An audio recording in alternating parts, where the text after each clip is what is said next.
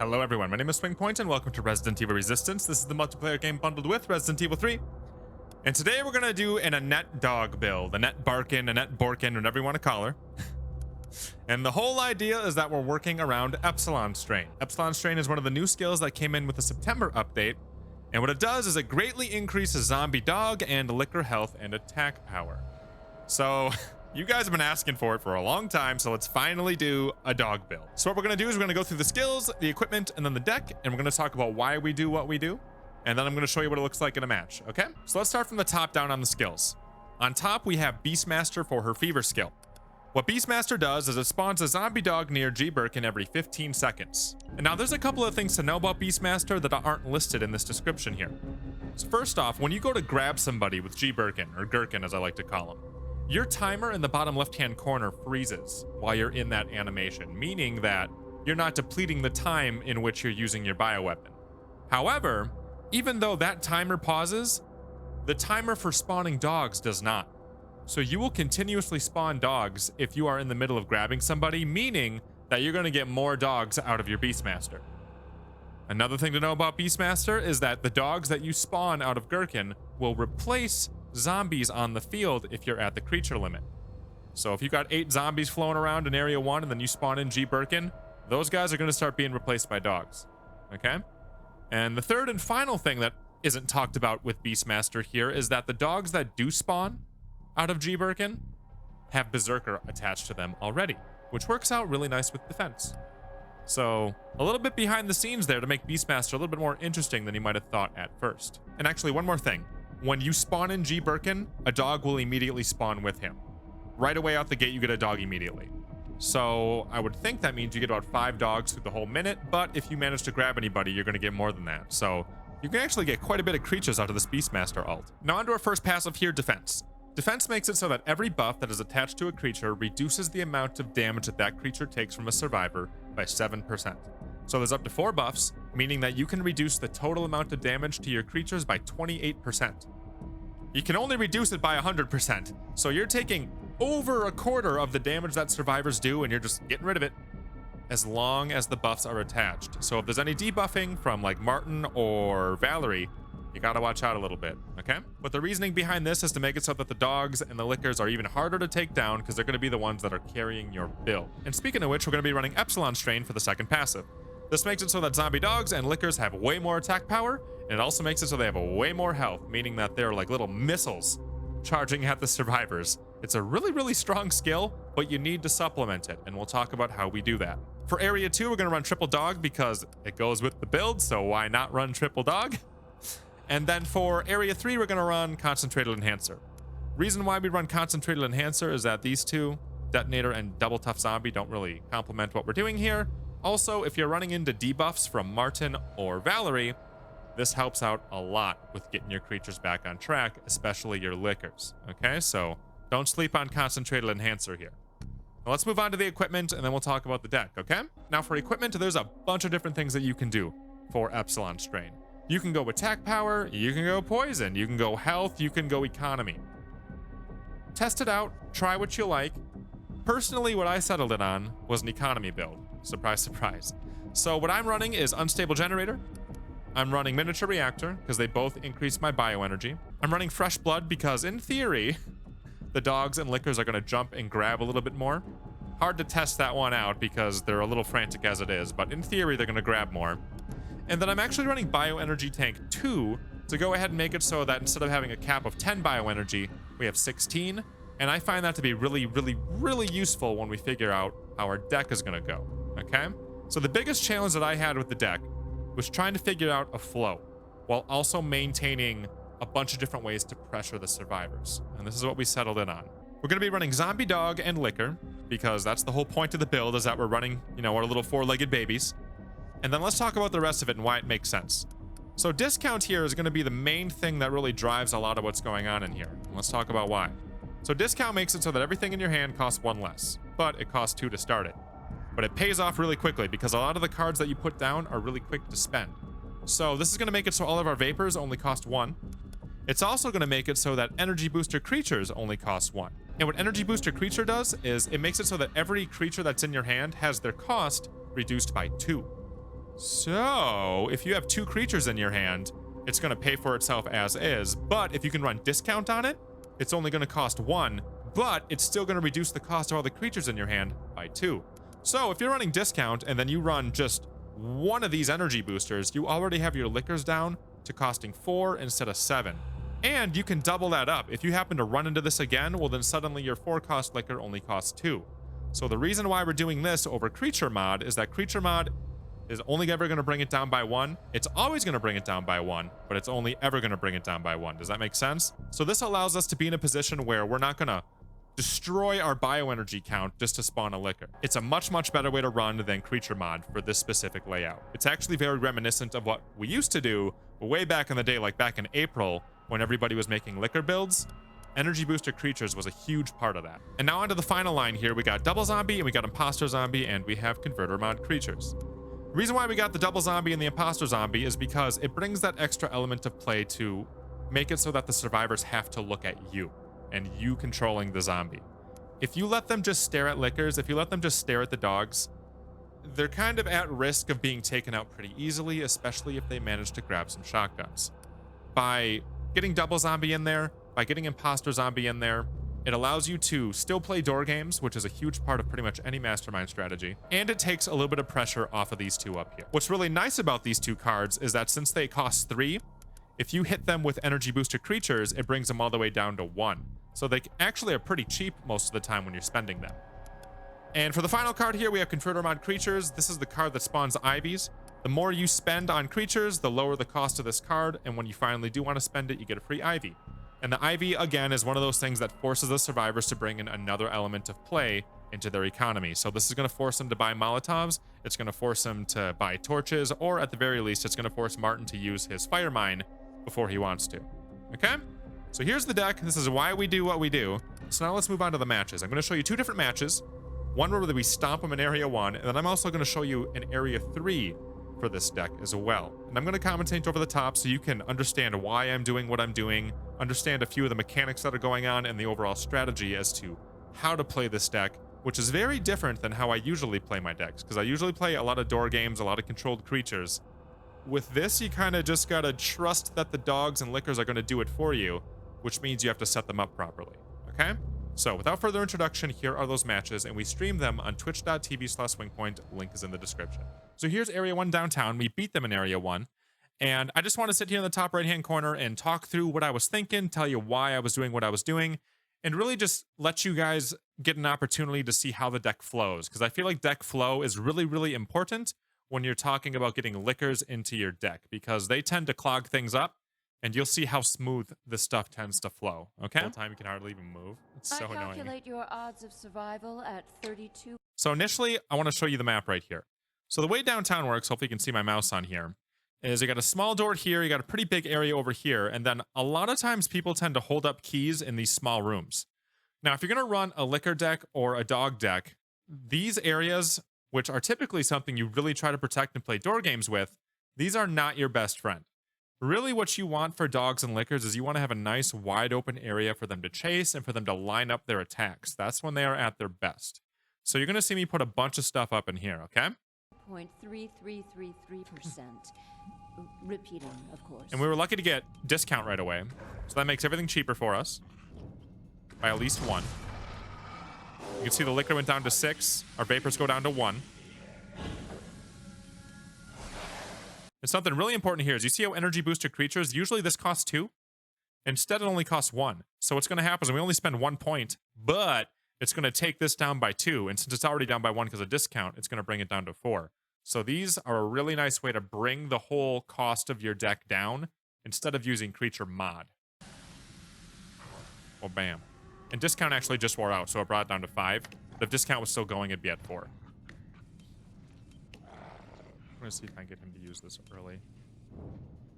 So I was kind of quiet there, but you might be wondering, well, didn't you just say that you don't want to use up these small rooms when you're doing your zombie placements? The reason why I put these creatures here is you see they have a Martin on their team. And what Martin does is he brings a lot of crowd control to the table via his mine and his flash baton. So in my mind, I'm thinking, well, if he has rapid on, he's going to get his flash baton potentially already at this first door. Or at the very least, I can bait his mine out of him to make it so that when my lickers attack, they don't have to deal with the crowd control from the mine. So I figure that these 2 zombies here are worth the 1 or 2 points I throw away in favor of making it so my lickers have less to deal with later. And it actually works out really well here. They take brings you closer. Accept your So we play a little bit of door games because we can. Be able to see something. And it works out. Step on these and they'll all See, he be baits like, out his mine. "What?" And then we can start playing around that. So we get our easy swipes in here. Valerie's being kind of a weirdo here. Tyrone bursts right in, but you see how my creatures aren't jumping on a mine right away? And what actually worked out really nice for us is that Tyrone charged, which meant that my lickers weren't going to sit there and get obliterated by those Molotovs. with both your time and energy. And actually, that was a really good shot right there. Let me show you that again. Let's see if we can get on the map thing going here. Right there. So you see how they're just like spaced out and taking care of this whole area? Usually what I would do with most Masterminds is I would try to load up the door and then really pound into this area and make it tough for them, kind of make a wall. But the lickers and the dogs perform best when they have all this space to move around with. So you really, really, really want to take advantage of that. And really, from this point on, they just kind of start taking everything down by themselves. Tyrone went down because he took so much damage early. Valerie's been getting smacked too by dogs and lickers. Oh my god. And we just kind of keep pouring into him. Take advantage of it.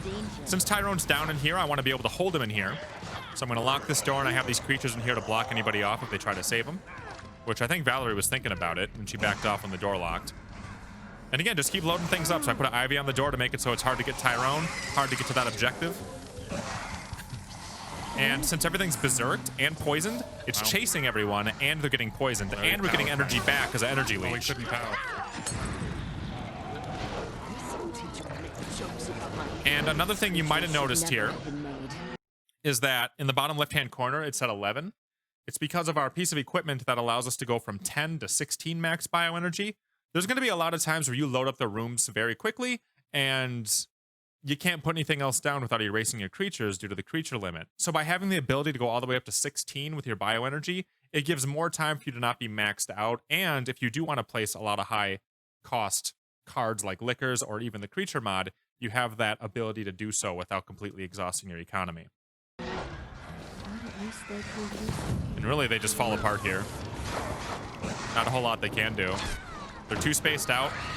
They have too much room to get hit by stuff. I have the zombies on the door so we can still get some of those door games going. I time up my bites here.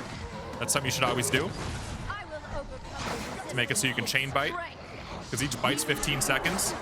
And really, they're screwed here. So my main objective at this point is to make it so that Martin here can't get to the objective because they cannot advance if they don't have the objective completed. And if I can down Martin, that's awesome. But at the very least, I don't want him getting out of this room.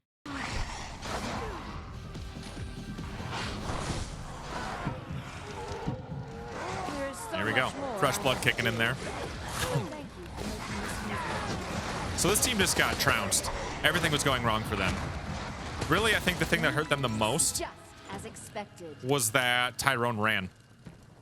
I think he freaked out and he's like, I gotta get out of here. There's too much loading up on us. And Tyrone ran ahead of everyone. I don't know if he was trying to rush or what. But because of that, the lickers were able to do what they do best, which is chase and pounce and do a lot of damage. Now, this next one here is in Area 3 of Prison. These guys managed to get through Area 1 and Area 2. Because I actually had a pretty bad Area 1. In Area 2, we fought back a little bit. And then Area 3, you can kind of see how everything comes together. Area 3 is where you have your most power, and you can overwhelm them the most. We're going to have our most amount of buffs because we're going to have Concentrated Enhancer. And I also had preset lickers in here to kind of give me an initial boost in Area 3. So let's watch it. Now let's kind of talk through what's going on.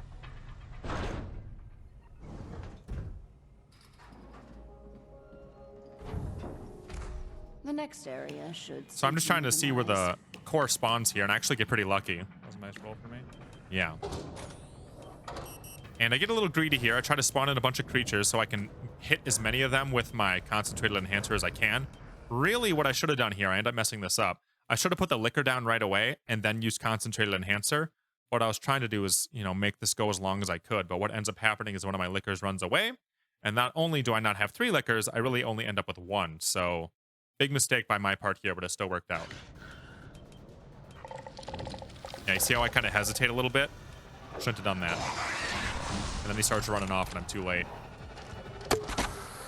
I thought he was going to pause there, but then he runs forward. I can't get to him. But it's okay. Damn it. They took off too early.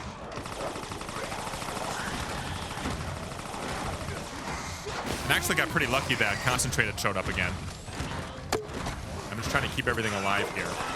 And now what's happening is Pyrone is really just digging into my creatures here. I'm lucky that Jill's already down, but Pyrone's really digging into me. So what I'm going to try to do here is I have Birkin, so I'm going to try to interrupt what's going on there, knock him around, and then protect my creatures a little bit. And again, Beastmaster is going to make it so I start spawning dogs right away, which also helps me out. And the dogs are already berserked. You can still help me. Tyrone used his ult, meaning that I'm not going to do a lot of damage. But you see how Val's going for the canister here on the prison? The worst thing that can happen to you is if you use your ultimate and then they knock out the container on the core. Because then that means your core is exposed. They can take shots at it from pretty much anywhere. So one of your top priorities when you have your bioweapon out is to make sure that they do not get that core open. Because if the core's not open, they're not doing damage. So if you can keep them from opening that, you pretty much have free reign on them for a whole minute. So I'm going to beat him up here. Actually saved her from the Ivy right there. That's kind of funny. And they're so backed up that they can't actually reach me, so Val's an easy kill here. Tyrone tries getting there, but he whiffs.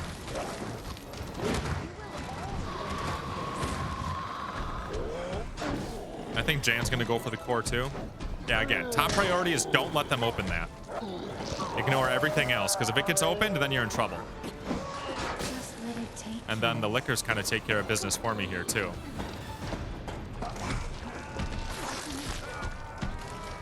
Now, a high priority here is going to be Tyrone, if we can get him, because Tyrone kicks people out of grabs from Birkin. So I don't want Tyrone to be too much of a threat here if I can. He's also the one doing all the damage to my creatures, so I kind of want to take him out for that. I think Jill tries sneaking by. Zombie! My zombie's just hanging out there for some reason, but there's a lot of body blocking going on here. And I think Jill tried sneaking by to open up the core, but she was blocked by Birkin. There's the bite. And then I can just grab Jill here. Yeah, Jill did throw. And ta-da, that's pretty much the game. So we knocked 5 minutes out of them real quick, and they didn't get anywhere with it. I didn't even spawn a whole lot of creatures. But you can really jam things up, and since the liquors are so tough, and since the dogs are so annoying, it really scatters them out a bunch. It makes them frantic. And there you go. It's Area 3. So the big way you tend to win with this deck is that you overwhelm them. Tyrona's doing really well. What are you talking about? If you can get a team that can handle the pressure really well, they're going to defeat a dog in that. But a lot of times, there's just too much going on, and they can't handle it. And that's how you're going to win a lot of your games. So one thing I forgot to talk about is how to counter this. In my opinion, the way you counter Epsilon Strain Annette is you have a flashy thing, Martin. He can debuff everything. He can kind of hold everything in place. And while they're debuffed, they lose a lot of their resilience. So you can just kind of gun them down real fast. Another way to take them out is run shotguns. Because you can basically stun lock a liquor with a shotgun. And that takes away a lot of Annette's power. Now that being said, a good Mastermind isn't just going to give it to you. That's part of the reason why we have these manually controlled creatures in here to buy a little bit of time. That's also part of the reason why we have Concentrated Enhancer to help rebuff the creatures really quickly after Flashy Thing Martin stops on by. Okay? We stream every single night on twitch.tv/SwingPoynt. If you want to see us do builds like this, you just want to talk to a community, want to meet some friends, the link is in the description. We have fun there just about every single night. Thank you guys so much for being here. I hope you enjoyed the dog build. Again, I do think it's very beatable. I've beaten a dog build plenty of times as Survivor while we've been playing on our Twitch streams, but that doesn't mean it's not fun. It's a very different way to play, and frankly, a little bit of variety can be nice sometimes for the soul. So feel free to try it out. Let me know what you guys think, and I'll see you guys in the next video that we do around here.